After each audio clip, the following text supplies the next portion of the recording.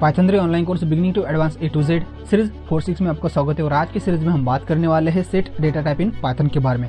Python set का ये part 2 है और पार्ट 2 में हम देखने वाले हैं built in function and methods के बारे में। तो पार्ट 1 में हमने क्या देखा था? तो पार्ट 1 में हमने देखा था व्हाट इज सेट, उसके बाद सेट में किस तरह से डिफरेंट डेटा हम इनिशियलाइज करते हैं, conversion, searching, updating, delete and partition. तो इसके बारे में हमने पार्ट 1 में डिस्कस किया था और अब हम पार्ट 2 में हम डिस्कस करने वाले हैं built in function and methods के बारे में। और आने वाले पार्ट में हम देखेंगे सेट कॉम्प्रिहेंशन। तो चलो सबसे पहले हम आगे बढ़ते हैं।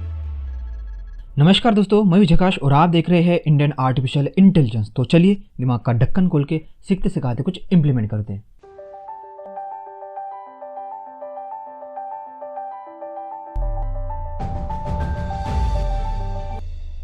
सबसे पहले हम देखते हैं what is method and function. Method and function के बारे में हमने सबसे पहले डिस्कस कर लिया है लिस्ट एंड टपल में। आई होप अभी आपको ये बताने की जरूरत नहीं है। तो चलो सबसे पहले हम देखते हैं यार फंक्शन मतलब सेट में कितने टाइप्स के फंक्शन है।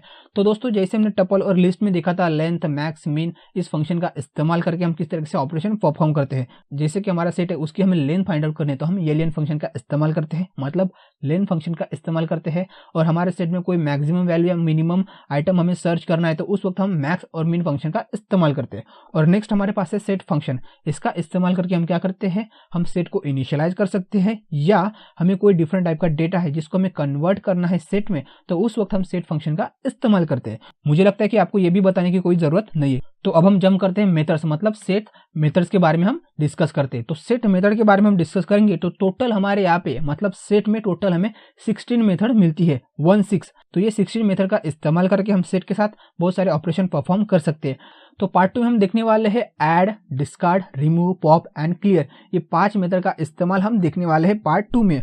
और आपको मैं बता दूं जो हम 5 मेथड का इस्तेमाल करने वाले हैं वही मेथड मैक्सिमम तौर पे इस्तेमाल करते हैं सेट के साथ। और जो बाकी की मेथड्स है वो थोड़ी डिफिकल्ट है लेकिन इसका इस्तेमाल करके हम एडवांस लेवल के काम कर सकते हैं, लेकिन उस डिफिकल्ट मेथड को हम इजीली अंडरस्टैंड करने वाले हैं। तो चलो सबसे पहले हम देखते हैं ऐड। ऐड मेथड का इस्तेमाल करके हम क्या करने वाले हैं। तो ऐड इस नाम से हमें समझ में आता है कि हमें कुछ ना कुछ ऐड करना है। क्या करना है, हमें कोई ना कोई एलिमेंट या कोई आइटम को ऐड करना है। कहाँ पे, सेट में। तो चलो इसको हम प्रैक्टिकली करके देखते हैं। तो यहाँ पे मैं एक सेट क्रिएट कराऊँ, सेट 1 इक्वल्स टू, इस सेट में कोई नंबर देता है 1, 2, 3, 4। ठीक है। अब इस जगह पे आप कोई प्रोडक्ट के नेम भी डाल सकते हो, आपका जो सेंसर डेटा है वो भी इंसर्ट कर सकते हो। तो आपके रिक्वायरमेंट के हिसाब से आप सेट में कोई डेटा दे सकते हो। तो यहाँ पे मैंने सिर्फ और सिर्फ नंबर लिए। ठीक है। अब मैं क्या करना चाहता हूँ, मेरे सेट में 5 ऐड करना है या कोई मुझे नंबर और ऐड करना है। तो उस सिचुएशन में मैं क्या करूंगा, अभी सेट को मैं कॉल करता हूँ यहाँ पे। अब मुझे क्या करना है, सेट में 5 आइटम ऐड करना है। तो मैं क्या करूंगा, उस सेट का नाम लिखूंगा, उसके बाद मुझे डॉट लेना है, उसके बाद मुझे क्या करना है, ऐड मेथड ADD इसका इस्तेमाल करना है। नेक्स्ट मुझे पैरेंथेसिस का इस्तेमाल करना है और उसके अंदर मुझे जिस आइटम को ऐड करना है, जिस एलिमेंट को ऐड करना है उस एलिमेंट को मुझे यहाँ पे देना पड़ेगा। तो यहाँ पे मैं देता हूँ 5। उसके बाद एंटर बटन दबाते और सेट 1 को कॉल करके देखते और यहाँ पे आप देख सकते हो हमने सेट में 5 आइटम ऐड कर लिए हैं। अब यहाँ पे आप सोच रहे होंगे कि हमें सेट में नंबर ऑफ आइटम को ऐड करना है एट अ टाइम। जैसे कि हमने लिस्ट में देखा था, लिस्ट में हमने देखा था कि हमें कोई एक आइटम को ऐड करना है तो हम अपेंड मेथड का इस्तेमाल करते थे, और हमें कोई नंबर ऑफ आइटम को ऐड करना है एट अ टाइम तो हम एक्सटेंड मेथड का इस्तेमाल करते थे। लेकिन सेट में वैसा नहीं है। जब आप सेट में कोई आइटम को ऐड करना चाहते हो तो आपको ऐड मेथड का इस्तेमाल करना पड़ेगा और ऐड में आप एक से ज्यादा आइटम को ऐड नहीं कर सकते। चलो मैं यहाँ पे प्रैक्टिकली करके दिखाता हूँ। सेट डॉट ADD, उसके बाद मैं यहाँ पे लेता हूँ 6,7। मुझे 2 आइटम ऐड करने हैं तो यहाँ पे मैं कोशिश कर रहा हूँ 2 आइटम को ऐड करने के लिए और यहाँ पे मैं एंटर बटन दबाता हूँ। तो यहाँ पे हमें एरर मिला है, टाइप एरर, और यहाँ पे बोलते हैं add method take exactly 1 argument और आपने यहाँ पे 2 दिया है तो यहाँ पे हमें एरर मिला। चलो हम क्या करते हैं, उसको एक सेट देने की कोशिश करते हैं और सेट देने के बाद देखते हैं कि ऐड मेथड उसको एक्सेप्ट करता है कि नहीं करता। तो यहाँ पे मैंने कर्ली ब्रेस लिया है और उसको मैंने एंड किया और अब हम क्या करते हैं, एंटर बटन दबाते हैं और देखते हैं हमें क्या मिलता है। और यहाँ पे हमें एरर मिला है अनहैशेबल टाइप, मतलब जो डेटा म्यूटेबल रहता है उसको हम ऐड नहीं कर सकते सेट में।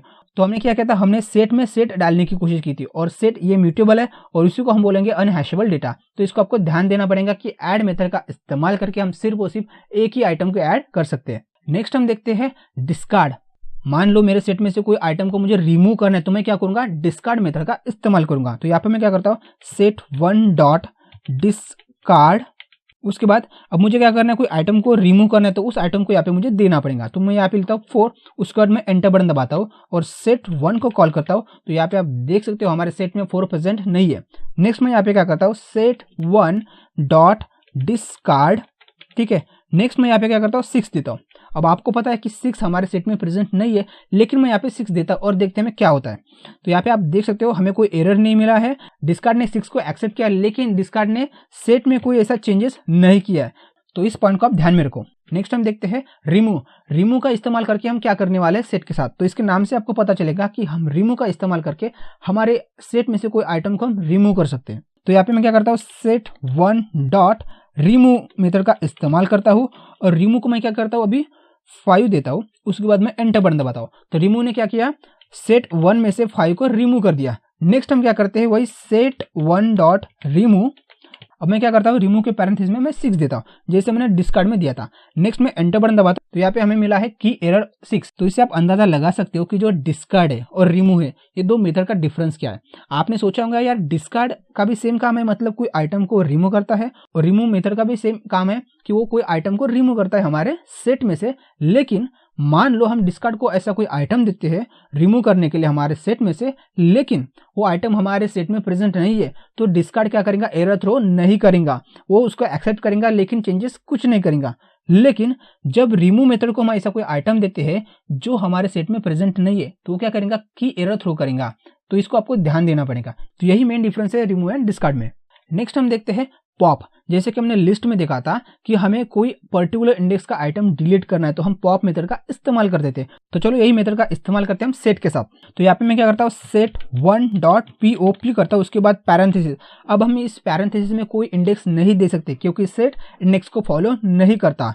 तो अब मैं क्या करता हूँ, एंटर बटन दबाता हूँ और सेट 1 को मैं कॉल करता हूँ। ठीक है, अब यहाँ पे आप देख सकते हो सेट 1 में से एक आइटम डिलीट हो चुका है, और यहाँ पे आप देख सकते हो सेट में पहले 1 2 3 था, अब हमारे सेट में 2 3 प्रेजेंट है। तो इससे आपने ये अजम्पशन लगाया होगा कि हम जब पॉप मेथड का इस्तेमाल करते हैं सेट के साथ, तो जो पॉप मेथड है वो क्या करता है, हमारे सेट में से जो फर्स्ट आइटम है उसको डिलीट करता है।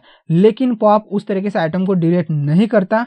पॉप क्या करता है, कोई भी रैंडमली आइटम ले लेता है हमारे सेट में से और उसको वो डिलीट कर देता है। तो चलो इसके बारे में हेल्प लेके देखते हैं। यहाँ पे लिखता हूँ मैं हेल्प, उसके बाद पैरेंथेसिस में सेट, क्योंकि सेट की मेथड है पॉप। तो चलो एंटर बटन दबाते हैं और देखते हैं हमें हेल्प क्या मिलती है।